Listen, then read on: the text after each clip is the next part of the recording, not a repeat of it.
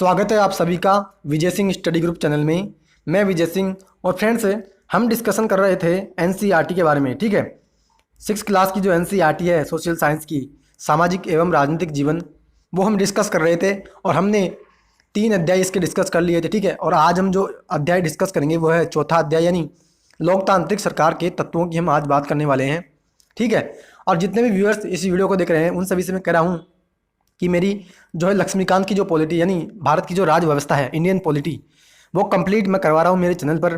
ठीक है, और बहुत ही आसान और बहुत ही सरल शब्दों में मैंने आपको समझाने का भरपूर प्रयत्न किया है। ठीक है, तो आप जो है वहाँ जाकर के एक बार मेरे लेक्चर्स को जरूर सुनिएगा। आप विश्वास करोगे कि मैंने जो है बहुत ही सरल शब्दों में एक एक प्रावधान पर डिटेल से डिस्कशन किया है। ठीक है, और जितने भी व्यूअर्स अभी तक चैनल को सब्सक्राइब नहीं किए तो उनसे मैं कह रहा हूँ कि अभी तक जो है आप जरूर से चैनल को जरूर सब्सक्राइब कीजिएगा, ताकि मेरी जितनी भी वीडियो मैं यूट्यूब पे डालता हूँ मेरे चैनल पर जो आती है उसका आपको नोटिफिकेशन मिल जाएगा और आप उसको जो है देख लेंगे। ठीक है, तो फ्रेंड्स अब हम स्टार्ट करने जा रहे हैं। देखो, हमारा आज का जो अध्याय है वो है चौथा अध्याय और वो है लोकतांत्रिक सरकार के मुख्य तत्व। यानी लोकतांत्रिक सरकार जो होती है, जनता का जनता के लिए जनता के द्वारा जो शासन होता है, उसके तत्व कौन कौन से होते हैं उसी की हम आज डिस्कस करेंगे।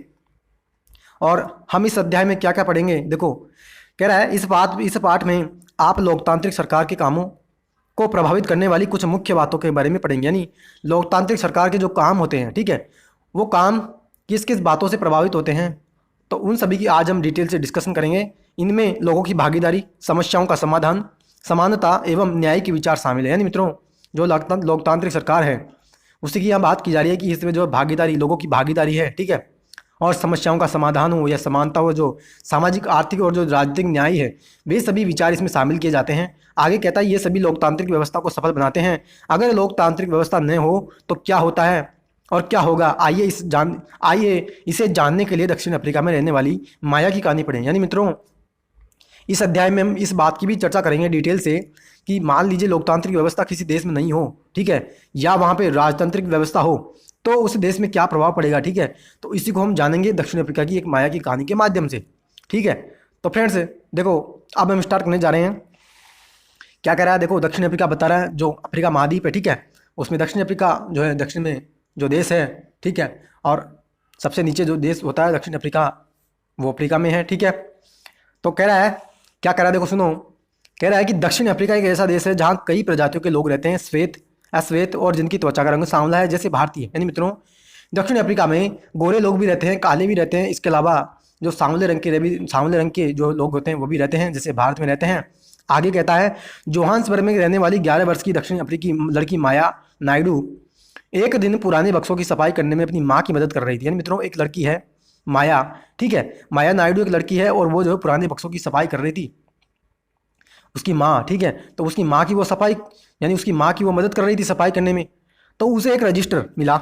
ठीक है, उसे एक रजिस्टर मिला और जो अखबार की कतरनों और तस्वीरों से भरा हुआ था। यानी मित्रों, उस रजिस्टर में बहुत सी अखबार की कटी हुई कतरनें थी, यानी अखबार की जो कटिंग्स होती है वो उसमें रखी हुई थी। उसमें एक 15 साल के स्कूल जाने वाले लड़के की बहुत सारी तस्वीरें भी थी। यानी 15 साल का एक लड़का था, वो जो है स्कूल जाता था, तो उसकी तस्वीरें भी उस कटिंग की जो वहाँ जो बुक निकली थी उस बुक में वो कटिंग भी शामिल थी। माया ने जब उस लड़के के बारे में अपनी माँ से पूछा तो उसे पता चला कि उसका नाम था हेक्टर पीटरसन। यानी उस बच्चे का नाम था, कौन, जो स्कूल जाता था, उसका नाम था हेक्टर पीटरसन। अब क्या करा, उसको पुलिस ने गोली मार दी थी। माया को बड़ा झटका लगा। उसने पूछा क्यों, यानी जब उसकी माँ ने उत्तर दिया कि बेटा इस ये जो लड़का है हेक्टर पीटरसन, इसको पुलिस ने गोली से मार दिया, तो माया को जो है बहुत बड़ा झटका लगा, यानी वो भौचक्का रह गई और उसने पूछा कि आखिर क्यों उसको गोली मारी। तो उसी की आगे देखो क्या कह रहा है, बहुत ही इंटरेस्टिंग जो है यहाँ पे कहानी चल रही है। तो उसको विश्वास नहीं हो रहा था, ठीक है, तो आगे देखो क्या कह रहा है। माया की माँ ने समझाया कि दक्षिण अफ्रीका पहले रंग भेद कानून से शासित था। मित्रों, दक्षिण अफ्रीका, माया कह रही है, उसकी माया की माँ कह रही है, बेटा दक्षिण अफ्रीका में पहले क्या होता था, रंग भेद का एक कानून था और रंग भेद का मतलब था त्वचा के रंग के आधार पर भेदभाव करना। यानी रंग भेद का मतलब है त्वचा के रंग के आधार पर भेदभाव करना। दक्षिण अफ्रीका की प्रजातियां इसी आधार पर अलग अलग समूहों में बटी थी। वहाँ के कानून के मुताबिक श्वेत, अश्वेत, भारतीय और अन्य प्रजातियों को एक दूसरे से संबंध बनाने की इजाज़त नहीं थी। यानी मित्रों, उसकी माँ कह रही है कि बेटा वहाँ क्या था, एक रंग भेद कानून था और उस रंग भेद कानून के आधार पर उस देश में भेदभाव होता था रंगों के आधार पर, यानी अपनी जो शरीर की त्वचा है उसके आधार पर, गोरे के साथ, काले के साथ, ठीक है, और जो गोरे काले हैं या भारतीय हैं उन सभी को आपस में जो है संबंध बनाने की भी इजाज़त नहीं थी। ठीक है, विभिन्न प्रजातियों के लोग न तो एक दूसरे से आपस में आसपास रह सकते थे और न ही आम सुविधाओं का इस्तेमाल कर सकते थे। माया को अपने कानों पर विश्वास नहीं हो रहा था, यानी उसकी माँ जब ये बता रही थी तो माया जो है इस बातों को विश्वास नहीं कर रही थी, यानी माया जो थी वो विश्वास नहीं कर रही थी इन बातों पर। आगे देखो क्या कह रहा है, आगे कहती है, रंगभेद कानून के तहत जिस तरह का जीवन था उसके बारे में बताते हुए माया की माँ की आवाज़ में बड़ा गुस्सा था। यानी मित्रों, माया की माँ जब ये बातें बता रही थी माया को, तो माया की जो माँ थी वो बहुत गुस्से में इस बातों को बता रही थी, क्योंकि उसका भी रंगभेद कानून के प्रति जो है विरोध था। इस बात से यही झलकता है कि वो जो गुस्से में बातें बता रही थी। तो आगे देखो क्या कहता है, उन्होंने बताया कि श्वेत और अश्वेत लोगों के अस्पताल अलग अलग होते थे और अस्पताल की गाड़ियाँ भी, यानी श्वेत और अश्वेत जो अलग लोग थे, ठीक है, इनकी गाड़ियाँ अस्पताल में ले जाने के लिए अलग अलग होती थी। और श्वेत लोगों के लिए जो अस्पताल की गाड़ियाँ थी वे ज़रूरत के सामानों से सुसज्जित होती थी, जबकि अश्वेत लोगों के लिए जो गाड़ियाँ थी उनमें सुविधाएं उपलब्ध नहीं थी। यानी फ्रेंड्स देखो, कहाँ पर भी यानी हर क्षेत्र में उनके साथ जो है भेदभाव हो रहा है, चाहे स्वास्थ्य सुविधाओं पर हो या अस्पताल की जो गाड़ियाँ हैं वो अच्छे जो लोग हैं, यानी जो श्वेत लोग हैं उनके लिए तो सजी सुसज्जित गाड़ियाँ हैं, और अश्वेत लोगों के लिए जो है सुविधाएं भी उसमें नहीं हैं। इनके लिए रेल एवं बसें अलग होती थी। क्या कह रहा है, रेल और बसें भी इनके लिए अलग थी, यहाँ तक कि श्वेत और अश्वेत लोगों के लिए बस स्टैंड भी अलग होते थे। यानी अगर कोई काला व्यक्ति है तो वो अलग बस स्टैंड से चढ़ेगा और गोरा है तो अलग बस स्टैंड से। यानी देखो कि एक रंग के आधार पर भेदभाव हो रहा है। ठीक है, अश्वेत लोगों को वोट देने की इजाज़त नहीं थी। देश के सबसे अच्छी ज़मीन श्वेत लोगों के लिए आरक्षित थी और अश्वेत लोगों को खेती के लिए सबसे घटिया ज़मीन मिलती थी। यानी मित्रों, श्वेत जो लोग थे उनको तो जो अच्छी ज़मीन मिलती थी, ठीक है, उपजाऊ ज़मीन उनके लिए आरक्षित थी, और अश्वेत लोग जो थे उनके लिए बंजर भूमि या घटिया जो ज़मीन जिससे उपजाऊ भी नहीं हो, यानी जहाँ से खेती भी नहीं की जा सके, तो वो उनके लिए भूमि थी। इससे पता चलता है कि अश्वेत लोगों एवं भारतीयों को श्वेत लोगों के बराबर नहीं माना जाता था, उनके साथ भेदभाव किया जाता था। यानी मित्रों, इससे फिर हम इस बात का अंदाज़ा भी लगा सकते हैं कि देखो किस कदर जो है वहाँ की सरकार लोगों के खिलाफ, यानी रंग के आधार पर श्वेत अश्वेत जो लोग हैं और जो भारतीय हैं, ठीक है, उनके साथ भेदभाव कर रही थी। और मित्रों, गांधी जी के साथ भी तो भेदभाव किया था दक्षिण अफ्रीकी सरकार ने, जब वो ट्रेन से जा रहे थे तो उनको निकाल के फेंक दिया था। तो वो बात वहाँ पे भी हमारी, तभी तो यहाँ पे कह रहे हैं कि भारतीयों के साथ भी भेदभाव किया जाता था। और मित्रों, फिर जाकर के दक्षिण अफ्रीका में फिर गांधी जी ने जब आंदोलन भी चलाया था तो वहाँ पर भी लोग रह रहे थे, तो उनके खिलाफ भी तो बहुत सा भेदभाव किया जाता था।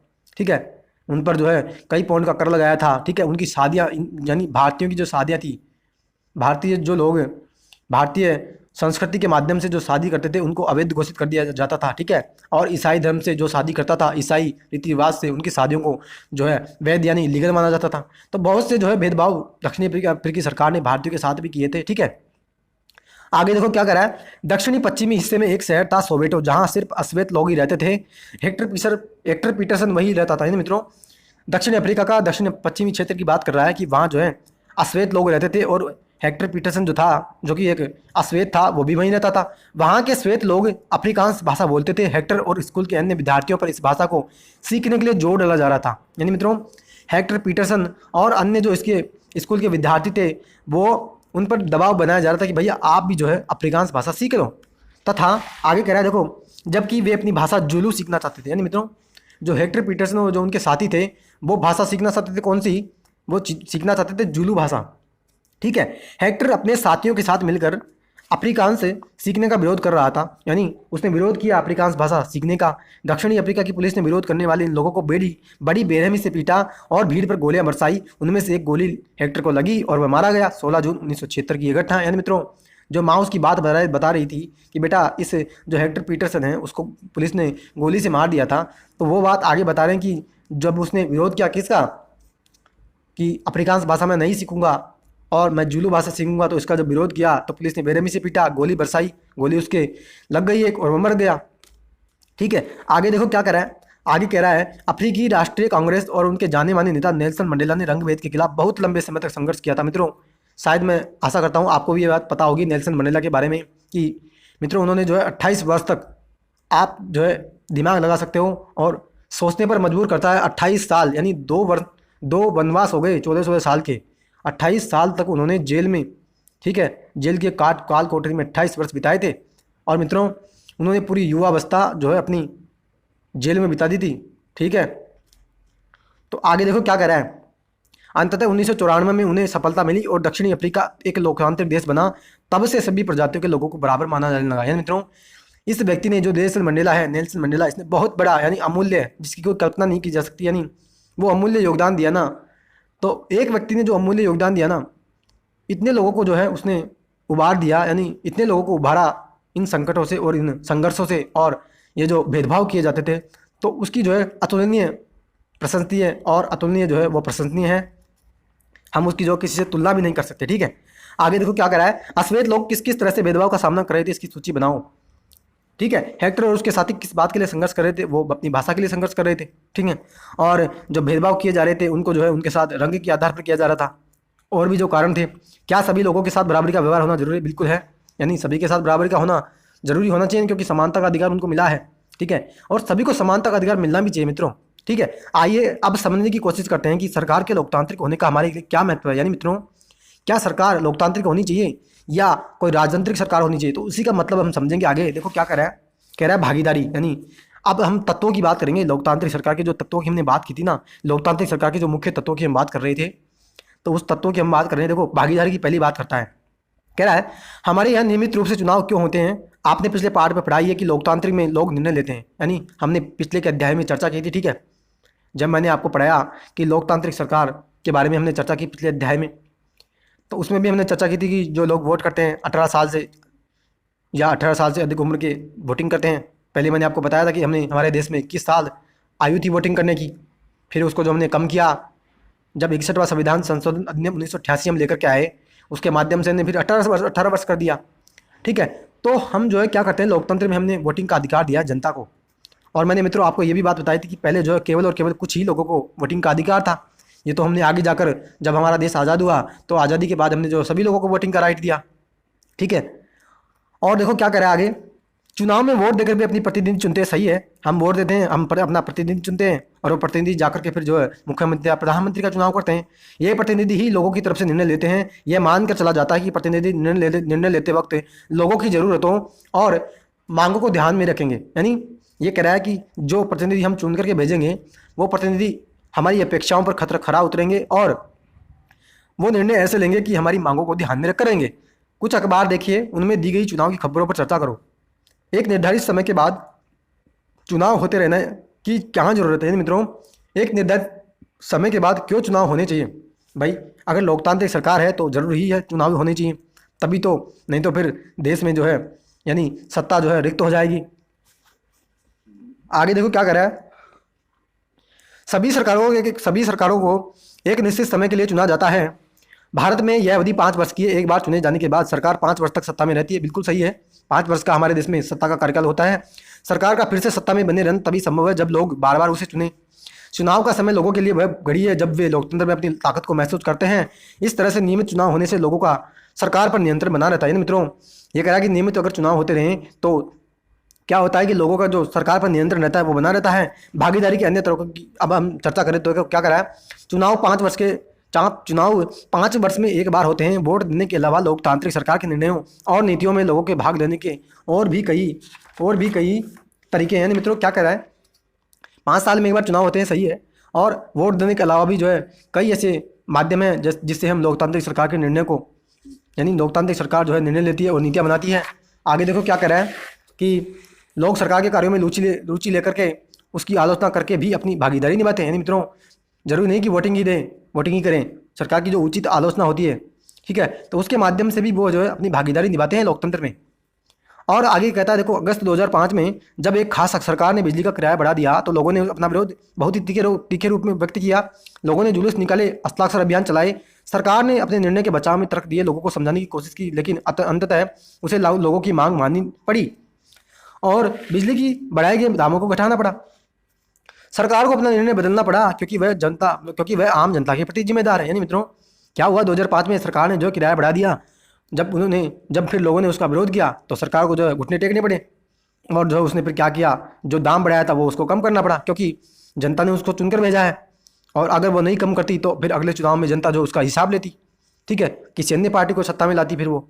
तो इसके माध्यम से जो है फिर सरकार ने घुटने टेक करके क्या किया कि उसने जो दाम बढ़ाया वो कम कर दिया क्योंकि सरकार जो है जनता के प्रति जिम्मेदार है।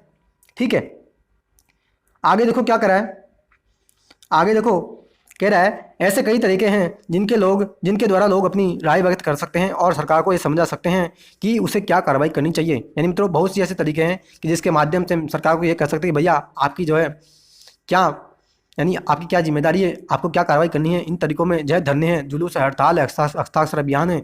इनके जरिए जो बातें गलत है और न्याय संगत नहीं उन्हें सामने लाया जाता है। यानी मित्रों जो बातें सरकार जो है गलत करती है, यानी जो गलत कानून लेकर के आती है, जो भी कोई गलत निर्णय या नीतियां लेकर के आती है सरकार, तो इन सभी माध्यम से जो है हम अपना विरोध जता सकते हैं। ठीक है, आगे फ्रेंड्स अब हम कुछ पिक्चर्स की या कुछ जो बॉक्स है उसकी चर्चा करें। देखो क्या कह रहा है, यहाँ किस पर सहमति या असहमति प्रकट की जा रही है। मित्रों किस पर हम जो है यहाँ पर असहमति और सहमति बता रहे हैं। कह रहा है देखो हाल बुरा नहीं है, जरूर पास के किसी गांव में नल से पानी आ रहा होगा। यानी मित्रों क्या कर रहा है, पानी के लिए जो है यहाँ पे बर्तन रखे हुए हैं। ठीक है, और ये जो व्यक्ति है वो क्या करें, हाल बुरा नहीं है, जरूर पास के किसी गाँव में नल से पानी आ रहा है। यानी मित्रों ये कह रहे हैं कि जरूर कहीं ना कहीं से पानी तो आ रहा है, तभी तो ये बर्तन रखे हैं। ठीक है, और देखो क्या कह रहा है, संपादक के नाम चिट्ठी, पोस्टरों पर रोक लगी। यानी दीवार पर लगे पोस्टर किसी भी शहर की सुंदरता को खराब करते हैं। कई बार पोस्टर महत्वपूर्ण स्थानों और साइन बोर्डों पर चिपका दिए जाते हैं, यहाँ तक कि सड़कों के नक्शों पर भी इन्हें चिपका दिया जाता है। सभी राजनीतिक दलों को चाहिए कि वे इस तरह के पोस्टरों पर रोक लगाने के लिए सहमति बनाएं। यानी मित्रों क्या होता है, हमने भी कई बार देखा है कि पोस्टर जो होते हैं वो चिपका दिए जाते हैं। रोड की जो लाइटें होती है उस पर कई बार जो है पोस्टर चिपके रहते हैं। ठीक है, और भी जो साइन बोर्ड होते हैं, यानी जो सड़क के जो भी चिन्ह होते हैं तो उन पर भी कई बार पोस्टर चिपका दिए जाते हैं। तो उनसे जो हमारा मतलब निकलता है ना उन चिन्हों से, वो भी हमें समझ में नहीं आता।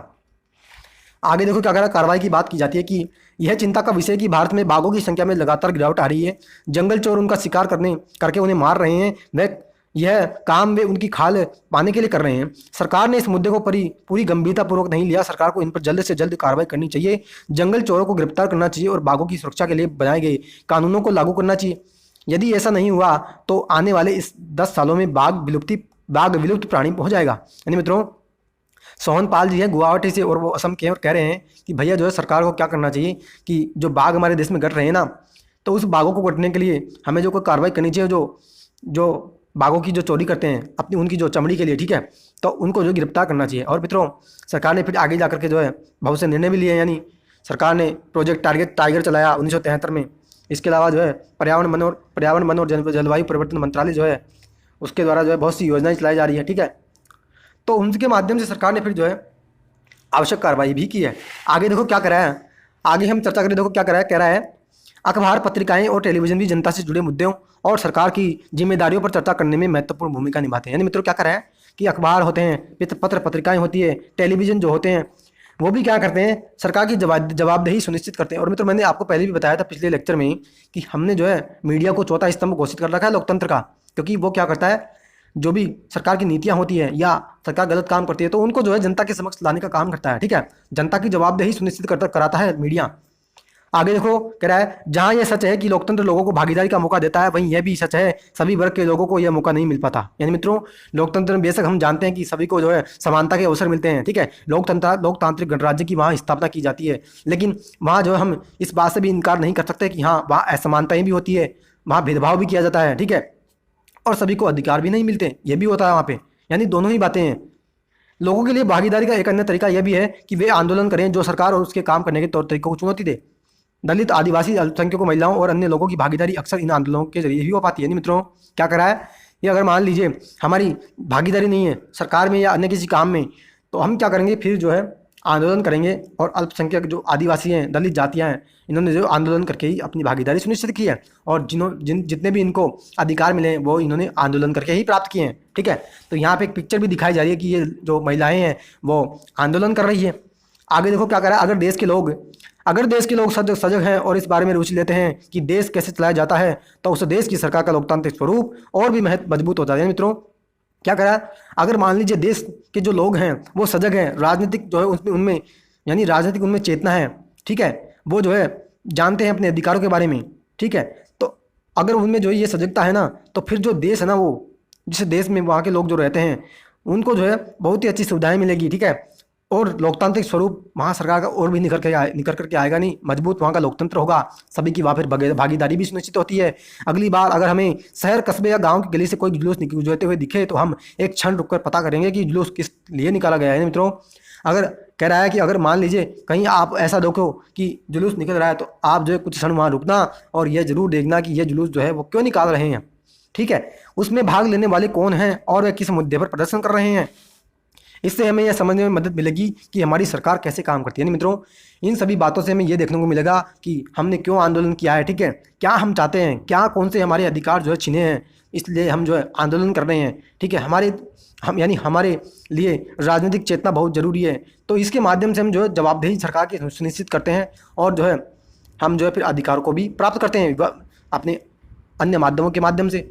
विवादों का समाधान की बात करी, आपने माया की कहानी में पढ़ा कि कैसे विवादों या समस्याओं के समाधान के लिए कई बार हिंसा का प्रयोग किया जाता है। यानी मित्रों, समस्याओं के समाधान के लिए कई बार हिंसा भी की जाती है, ठीक है, जैसे जलियांवाला बाग हत्याकांड में किया गया। और अभी मैंने आपके समक्ष पढ़ा, दक्षिण अफ्रीका में पुलिस ने जो पीटरसन था उसके ऊपर जो है, हेक्टर पीटरसन, उसके ऊपर जो है गोली बरसाई और मर गया। तो कई बार जो है सरकार समस्याओं का समाधान करने के लिए जो है उस पर क्या करती है, गोलियां भी बरसाती है। आगे देखो क्या कर रहा है, आगे बात करता है, इसलिए होता है कि एक समूह यह मान लेता है कि दूसरे समूह को विरोध करने से रोकने के लिए बल का इस्तेमाल करना उचित है। यानी मित्रों, ये कह रहा है कि क्यों जो है सरकार जो होती है वो क्या करती है, क्यों सरकार जो है समस्याओं के समाधान के लिए कई बार हिंसा का प्रयोग करती है। तो कह रहा है कि एक समूह जो होता है ना, वो ऐसा मान लेता है कि हाँ, इस विरोध को रोकने के लिए हमें क्या करना होगा, हमें जो है बाहुबली या शक्ति का जो यानी जो बल है उसका हमें प्रयोग करना होगा। माया की कहानी को दोबारा पढ़िए कि कहाँ आपको लगता है कि पुलिस द्वारा की गई हेक्टर की हत्या को रोका जा सकता था, कैसे। यानी मित्रों, पुलिस के द्वारा जो उसकी हत्या की गई, बिल्कुल उसको रोका जा सकता था। अगर मान लीजिए वो सरकार जहाँ काम कर रही थी दक्षिण अफ्रीका में, अगर वो सरकार भेदभाव नहीं करती तो उसकी क्यों मृत्यु होती, ठीक है। उस पर अगर उस सरकार ने उस व्यक्ति पर दबाव नहीं बनाया होता भाषा सीखने के लिए, तो क्यों उसकी मृत्यु होती, उसकी मृत्यु तो नहीं होती, उसकी मृत्यु को हम रोक सकते थे, ठीक है। विवाद तब उभरता है जब विभिन्न संस्कृतियों, धर्मों, क्षेत्रों और आर्थिक पृष्ठभूमि के लोग एक दूसरे के साथ तालमेल नहीं बिठा पाते। ऐसा तब भी होता है जब कुछ लोगों को लगता है कि उनके साथ भेदभाव किया जा रहा है। लोग अपने विवादों को खत्म करने के लिए हिंसात्मक तरीके भी अपनाते हैं, जिससे अन्य लोगों में भय और असुरक्षा की भावना फैलती है। सरकार की यह जिम्मेदारी होती है कि वह विवादों का समाधान करे। यानी मित्रों, क्या करा है, विवाद जो है कब उत्पन्न होते हैं, उसी की कह रहा है कि विभिन्न धर्म है, संप्रदाय है, संस्कृति है, अगर इनमें जो है लोग जो होते हैं ना, इन संप्रदायों या इन धर्मों के लोगों में अगर मान लीजिए किसी प्रकार का विवाद होता है ना, या वे अपने आप में तालमेल, सामंजस्य, समन्वय नहीं बिठा पाते, तो उसके माध्यम से क्या होता है, फिर विवाद उत्पन्न होते हैं, ठीक है।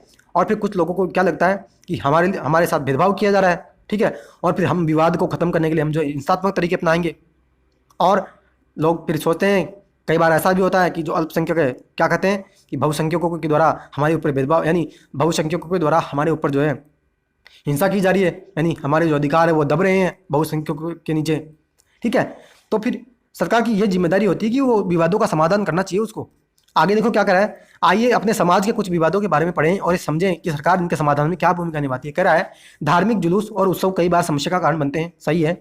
आपने भी देखा होगा कई बार हिंदू और मुसलमान की त्योहार जो एक साथ पड़ जाते हैं और कई बार जो ऐसी घटनाएं भी हमें देखने को मिलती है। उदाहरण के लिए धार्मिक जुलूस किस रास्ते पर निकले, यही कई बार विवाद का कारण बन जाता है। कई बार हिंसा भड़कने का खतरा रहता है। कभी कभी जुलूस के लोग उत्तेजित हो जाते हैं, कभी लोग जुलूस पर पत्थर फेंक दें या उसे रोकने की कोशिश भी करते हैं। मित्रों, कई बार जो विवाद उत्पन्न होते हैं संप्रदायों के मध्य, धर्मों के मध्य, ठीक है, तो वो इतने आगे बढ़ जाते हैं कि पत्थरबाजी होने लगती है और कई बार तो गोलियां भी मित्रों चल जाती है, ठीक है। और पुलिस प्रशासन उसको रोकने में फिर नाकामयाब साबित होता है और फिर जो उसको हल्का बल प्रयोग करना पड़ता है और तब जाकर के वो जो विवाद जो खत्म होता है और फिर राजनीतिक चर्चाएं शुरू हो जाती है, ठीक है। और राजनीति का तो काम यही है मित्रों कि उनको तो कोई मुद्दा चाहिए और वो मुद्दे को उठा लेते हैं। आगे देखो क्या कर रहा है, सरकार खासकर पुलिस ऐसे मौकों पर बहुत ही महत्वपूर्ण भूमिका निभाती है। पुलिस की जिम्मेदारी यह सुनिश्चित करने की होती है कि आपस में टकराव की स्थिति न पैदा हो, हिंसा न बढ़के। वह सभी पक्षों को एक जगह बिठा कर बात करवाती है ताकि विवाद का समाधान निकल सके, ठीक है। यानी मित्रों, फिर वहाँ जो पुलिस प्रशासन की बहुत महत्वपूर्ण भूमिका उभर करके आती है कि वह विवाद को निपटाने का काम करती है। और जो पक्ष हैं, ठीक है, दोनों पक्ष, चाहे हिंदू या मुस्लिम धर्म है या अन्य धर्मों की भी जो विवाद उत्पन्न हुआ है या किसी संप्रदायों के मध्य विवाद जो उत्पन्न हुआ है, तो मध्यस्थता के माध्यम से उस विवाद को सरकार और जो पुलिस प्रशासन है वो उसको यानी समाधान करने का, उसको जो है यानी उसका विवाद को समाधान करने का तरीका अपनाते हैं। आइए देखो क्या कर रहा है, भारतीय संविधान में बुनियादी नियम और कानून दिए गए हैं। ये कानून सरकार और लोगों के लिए हैं, सबको इनको मानना पड़ता है। विवादों का समाधान इन्हीं कानूनों के आधार पर होता है। मित्रों, कह रहा है कि भारत के संविधान में जो हमने बहुत कानून बनाए हैं, ठीक है, और संसद को और सरकार को हमने अधिकार दिया कि भैया आप जो है लोकतांत्रिक गणराज्य हो या सामाजिक आर्थिक राजनीतिक न्याय हो, ठीक है, या किसी भी अगर वर्ग के या संप्रदाय के अगर अधिकारों का हनन हो रहा है या उनको कुछ सुख सुविधाएं नहीं मिल रही है तो उनके लिए आप कानून बना सकते हो, ठीक है। और अगर कानून का उल्लंघन आप करोगे तो हम उसको आपको जो है सजा भी देंगे। फिर देखो क्या करा है कि नदियां भी कई बार विवाद का कारण बन जाती है। कुछ नदियां एक से अधिक राज्यों से होकर बहती है। जिन राज्यों से नदी गुजरती है उनके बीच में नदी के पानी का बंटवारा विवाद का कारण बन जाता है। उदाहरण के लिए आपने कर्नाटक और तमिलनाडु के बीच कावेरी नदी के पानी को लेकर चल रहे विवाद के बारे में सुना होगा। कर्नाटक के कृष्णा राजासागर बांध में भरा हुआ पानी कई जिलों में सिंचाई के काम आता है। इस पानी से बेंगलुरु शहर की जरूरतें भी पूरी होती है। तमिलनाडु के मैटूर बांध में भरे हुए इसी नदी के पानी से राज्य के डेल्टा क्षेत्र में सिंचाई होती है। यानी मित्रों क्या करा है कि विभिन्न धर्मों के बीच ही नहीं, विभिन्न संप्रदायों के बीच ही नहीं, कई बार विवाद जो है नदियों को लेकर भी हो जाते हैं। नहीं, जो पानी है और पानी का तो मुद्दा मित्रों वर्तमान में जो है आप जो है बार बार और अक्सर देखने को मिल ही जाता है, क्योंकि पानी की समस्या तो वर्तमान में बहुत ही बढ़ती जा रही है, ठीक है। और हम सभी को और आप सभी को मिलकर के ही इसका समाधान सुझाना होगा, क्योंकि पानी है तो फिर यानी जल है तो वो कल है। वो बात जो हम करते हैं वो सही भी है, ठीक है। तो कह रहा है कि पानी को लेकर भी कई बार विवाद हो जाते हैं। और जो कावेरी जल विवाद है, ठीक है, कर्नाटक, केरल और तमिलनाडु, मित्रों ज़्यादातर तो इन 3 राज्यों में अगर हम डिटेल से देखें तो 3 राज्यों में विवाद है, लेकिन कर्नाटक और तमिलनाडु में ज़्यादा विवाद है, क्योंकि ये जो तमिलनाडु में यानी जो बांध है ना पानी का, उस पानी को लेकर के दोनों राज्यों में विवाद है, ठीक है। और देखो क्या करा है कि तमिलनाडु में इसी बांध से जो है सिंचाई भी होती है, ठीक है। आगे देखो क्या करा है, ये बांध की बात की जा रही है कि पिछले 30 सालों से 2 राज्यों के बीच विवाद का मुद्दा रहने के बावजूद कावेरी शांत भाव से बहती रहती है। यानी मित्रों ये कावेरी नदी है, ठीक है। और ये इसी कावेरी नदी में जो है यही विवाद का कारण है कि ये पानी को लेकर के जो 2 राज्य लड़ रहे हैं। आगे देखो क्या करा है, आगे कहता है कि दोनों बांध एक ही नदी पर बने हैं। कावेरी नदी पर दोनों बांध बने हैं। कर्नाटक का कृष्णा सागर बांध कावेरी नदी के ऊपरी छोर पर है और तमिलनाडु का मेटूर बांध नदी के निचले छोर पर। मेटूर बांध में पानी तभी भरा जा सकता है जब कृष्णा राजा सागर बांध से पानी छोड़ा जाए। यानी मित्रों ये जो मेटूर बांध है ना तमिलनाडु का, इस बांध में हम तभी पानी ला सकते हैं, तभी हम इसमें पानी भर सकते हैं जब जो कर्नाटक का कृष्णा राजा सागर बांध है उसमें से पानी हम छोड़ेंगे, तभी इसमें पानी आएगा। दोनों राज्यों को अपने लोगों की ज़रूरतों के लिए पानी जो है चाहिए, जो कि नहीं मिल पाता और इससे विवाद उत्पन्न होता है। तब राष्ट्रीय सरकार को कदम उठाना पड़ता है ताकि दोनों राज्यों के लिए पानी का सही बंटवारा हो जाए। यानी मित्रों फिर सरकार क्या करती है, सरकार फिर अनुच्छेद 262 का उपयोग करती है, ठीक है, जो कि अंतर्राज्यीय जल विवादों से संबंधित है। मैंने जो है मित्रों मेरी पॉलिटी की क्लास में इस बात की चर्चा की है, अनुच्छेद 262 की, ठीक है, कि सरकार अगर मान लीजिए 2 राज्यों के बीच पानी के विवाद को लेकर कोई विवाद यानी पानी के बंटवारे को लेकर कोई विवाद उत्पन्न होता है तो फिर उस परिस्थिति में जो है सरकार क्या करती है, एक न्यायाधिकरण यानी एक ट्रिब्यूनल का गठन करती है और वो ट्रिब्यूनल जो है फिर निर्णय देता है अपना पानी के बंटवारे को लेकर के, ठीक है। आगे देखो क्या करा है, समानता और न्याय की यहाँ पे बात की जा रही है कि लोकतांत्रिक सरकार के मुख्य विचारों में से एक है उसका न्याय एवं समानता के प्रति वचनबद्ध होना है। मित्रों क्या करा है कि लोकतांत्रिक सरकार का बहुत ही इंपॉर्टेंट विचार है क्या कि न्याय और समानता के प्रति वो वचनबद्ध होगी, यानी वो सामाजिक, आर्थिक और राजनीतिक न्याय अवश्य करेगी और सभी को समान भी अवसर उपलब्ध कराएगी। न्याय एवं समानता को एक दूसरे से अलग नहीं किया जा सकता। यानी मित्रों न्याय और समानता को हम एक दूसरे से अलग नहीं कर सकते। अगर मान लीजिए किसी के पास समानता तो है लेकिन न्याय ही नहीं है तो फिर उस समानता का क्या मतलब, उसके पास तो न्याय ही नहीं है, उसके साथ तो अन्याय हो रहा है, तो फिर काय की समानता जो है फिर उसका औचित्य ही नहीं रह जाता। आगे देखो क्या करा है, माया की कहानी में सरकार ने क्या इस विचार का समर्थन किया था कि सभी लोग बराबर हैं। डॉक्टर अंबेडकर की कहानी में क्या अस्पृश्यता के विचार व्यवहार से समानता के विचार को ठेस पहुंची। यानी मित्रों क्या करा है कि माया की कहानी में सरकार ने क्या इस बात का समर्थन किया था कि सभी लोग बराबर हैं, वहाँ तो उसने सरकार ने समर्थन किया ही नहीं ना, तभी तो उसने जो है हिंसा की और हेक्टर पीटरसन को मार दिया। और अंबेडकर के बारे में क्या करेगी, डॉक्टर अंबेडकर की कहानी में क्या अस्पृश्यता के व्यवहार से समानता के विचार को ठेस पहुंची। बिल्कुल मित्रों अस्पृश्यता के व्यवहार से समानता के विचार को ठेस पहुंची, क्योंकि वहाँ छुआछूत हो रहा था और समानता वहाँ थी ही नहीं। और देखो आगे क्या कर रहा है, आगे कहता है कि अस्पृश्यता यानी छुआछूत की प्रथा अब कानून द्वारा रोक लोग यानी अस्पृश्यता यानी छुआछूत की प्रथा पर अब कानून के द्वारा रोक लगा दी गई है। लंबे समय तक दलित लोगों को शिक्षा, स्वास्थ्य और यातायात की सुविधाओं से वंचित रखा गया। पहले हालत यह थी कि उन्हें सार्वजनिक मंदिरों में घुसने तक नहीं दिया जाता था। डॉक्टर अंबेडकर जिनके बारे में आपने पहले पढ़ा, यानी पिछले अध्याय में मैंने अंबेडकर जी के बारे में चर्चा की थी कि उन्होंने कैसे महार सत्याग्रह का नेतृत्व किया, ठीक है, मंदिर प्रवेश आंदोलन भी चलाया। और मित्रों जब वो अपने पिताजी से मिलने जा रही थी तो उनके साथ जो है रेलवे स्टेशन पर कैसा व्यवहार किया गया, ठीक है, और उनको अचेत होने के कारण जो है उन्हें बैलगाड़ी में बैठने नहीं दिया। तो इसके बारे में मैंने पिछले अध्याय में आपके समक्ष से डिटेल से डिस्कशन भी किया था, ठीक है। तो कह रहा है डॉक्टर अंबेडकर जिनके बारे में आपने पहले पढ़ा और कई अन्य लोगों ने जोर देकर कहा कि यह प्रथा अमानवीय है, न्याय तभी प्राप्त हो सकता है जब सब लोगों के साथ बराबरी का व्यवहार हो। बिल्कुल सही बात है मित्रों, हमने पहले भी चर्चा की थी कि अगर मान लीजिए आपके पास जो है समानता तो है, आपके पास न्याय ही नहीं है, तो फिर आपकी काहे की बराबरी, ठीक है, और आपके पास काहे का समानता का अधिकार फिर वो औचित्यपूर्ण नहीं हो जाता। वही बात यहाँ करें कि न्याय तभी प्राप्त हो सकता है जब सब लोगों के साथ बराबरी का व्यवहार हो, यानी सभी लोगों के साथ बराबरी का व्यवहार है तभी तो न्याय सुलभ होगा, ठीक है।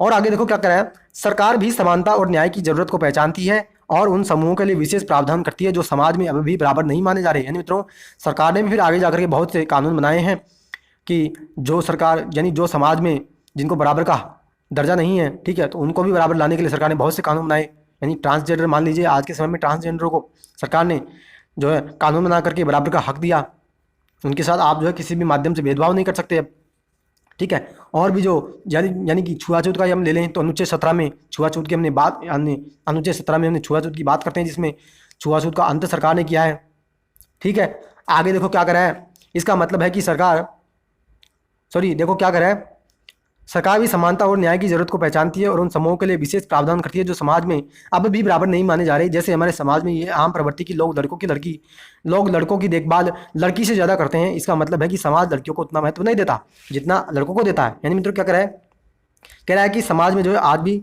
लड़कों को हम जो है ज़्यादा तवज्जो देते हैं, लड़की को हम कम जो है महत्व देते हैं। और आगे कहता है यह धारणा गलत है, अन्यायपूर्ण है। इसे दूर करने के लिए सरकार ने कुछ कदम उठाए हैं। सरकार ने कुछ विशेष प्रावधान किए हैं जिससे लड़कियां अपने साथ होने वाले अन्याय से छुटकारा पा सकेंगी। उदाहरण स्वरूप सरकारी स्कूल और कॉलेजों में लड़कियों की फीस खत्म या कम करने का प्रावधान किया। यानी मित्रों क्या करा है कि जो लड़कों को हम ज़्यादा तवज्जो दे रहे हैं ना, तो सरकार ने फिर क्या किया कि लड़कियों को बराबर लाने के लिए बहुत से कानून बनाए और अन्य रियायतें भी दी, अन्य जो उनको छूटें दी। यानी सरकारी स्कूल और कॉलेजों में उनकी फीस कम की गई। और भी मित्रों बहुत सी लड़कियों के लिए तो बहुत सी सरकार जो है योजनाएं चला रही है, ठीक है। तो फ्रेंड्स देखो क्या करा है, आपके अनुसार फीस घटा देने से लड़कियों को स्कूल में जाने में कैसे मदद मिलेगी? बिल्कुल मदद मिलेगी मित्रों। अधिकतर तो लड़कियां गरीबी के कारण स्कूल नहीं जा पाती, आप इस बात को समझिए, ठीक है। और आगे देखो क्या करा है, आपने किसी के साथ कोई भेदभाव होते देखा है? उदाहरण देकर बताइए। इस स्थिति में आपने उसकी क्या मदद की? क्या अन्य लोग भी आपसे सहमत थे? जो लोग भेदभाव कर रहे थे उन्हें आपने कैसे समझाया? ठीक है। तो फ्रेंड्स ये था हमारा आज का लेक्चर, जो कि चौथा अध्याय आज हमने कंप्लीट किया, ठीक है। आशा करता हूँ आज का लेक्चर आपको बहुत अच्छा लगा होगा, ठीक है। कहानियों के माध्यम से हमने समझा कि कैसे जो है सरकारी भेदभाव करती है, ठीक है। तो अपनी प्रतिक्रिया आप कमेंट बॉक्स में जरूर दीजिएगा, ठीक है। और इसके अलावा मित्रों पॉलिटी की मेरी लक्ष्मीकांत की जो इंडियन पॉलिटी है वो कंप्लीट चल रही है, आप जो है उन लेक्चर्स को भी जरूर सुनिएगा, ठीक है। बहुत ही अच्छे से और बहुत सरल शब्दों में मैंने आपको समझाने का बहुत प्रयत्न किया है, ठीक है। तो फ्रेंड्स अब हम मिलते हैं अगले लेक्चर में, और अगला लेक्चर में हम डिस्कशन करेंगे इकाई 3 के बारे में। यानी हमारा 5वां अध्याय होगा जो कि पंचायती राज, यानी 73वें संविधान संशोधन अधिनियम के माध्यम से हमने पंचायती राज लाया था, तो उसकी हम चर्चा करेंगे, ठीक है। तो अब हम मिलेंगे अगले लेक्चर में, तब तक के लिए हैव अ नाइस डे। जय हिंद, जय भारत।